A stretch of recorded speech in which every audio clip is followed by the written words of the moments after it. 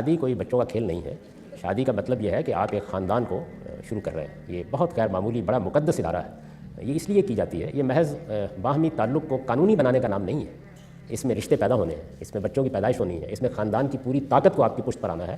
اس لیے اس کے آداب، میں پھر عرض کر رہا ہوں، آداب ایٹیکیٹس یہ مقرر کیے گئے ہیں کہ آپ کا گھر اس میں شریک ہو، آپ کے والدین اس میں شریک ہوں، خاندان کے لوگ اس میں شریک ہوں، ایک قاعدے کے ساتھ کچھ تقریب منعقد کر کے آپ یہ کریں، اور ایجاب و قبول کے بعد کوئی بزرگ اس موقع پر نصیحت کی چند باتیں بھی کر دیں۔ یہ اس کے آداب ہیں، تو ان کا پورا لحاظ رکھنا چاہیے۔ لیکن اگر کوئی والدین مثال کے طور پر ایسی رکاوٹ بن گئے ہیں کہ آدمی سمجھتا ہے کہ میں کر سکتا ہوں، افورڈ بھی کر سکتا ہوں، کچھ معاملات کو میں چلا بھی لوں گا، اور وہ اصرار کر رہے ہیں، تو یہ سمجھ لیجئے کہ شادی ایجاب و قبول کا نام ہے۔ یعنی اگر آپ نے علانیہ یہ کہہ دیا کہ آج سے فلاں بچی یا بچی نے کہہ دیا کہ فلاں شخص میرا میاں ہے، تو بس یہی شادی ہے، اس کا انعقاد ہو گیا۔ یہ مجبوری کے عالم میں ایسا کوئی کام اگر کرنا پڑے تو آپ کیجئے، لیکن یہ کہ والدین کی تربیت یہ ہونی چاہیے کہ وہ بچوں کی صورتحال کو سمجھیں۔ یہ کوئی قانون نہیں ہے کہ آپ اس طریقے سے اپنے بچے کو الگ چھوڑ دیں اور پھر وہ خفیہ شادی کرے اور اپنے لیے مسائل پیدا کرے اور اپنی آئندہ نسلوں کے لیے مسائل پیدا کرے۔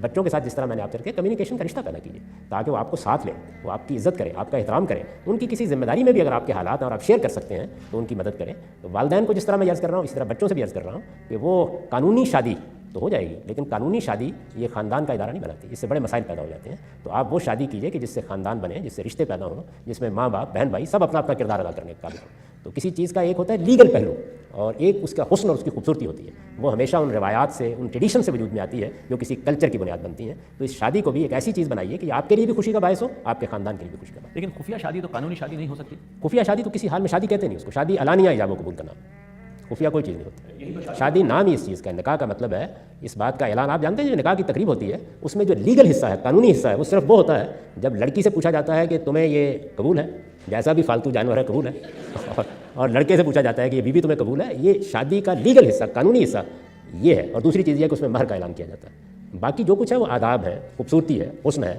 اس تقریب کو آپ نے ایک عمدہ تقریب بنایا ہے، اس میں آپ نے خاندان کو شریک کیا ہے، لیکن کیا سارے معاملات محض قانونی ہوا کرتے ہیں؟ اگر معاملات کو وہاں پہنچا دیا جائے تو پھر زندگی کا حسن ختم ہو جاتا ہے۔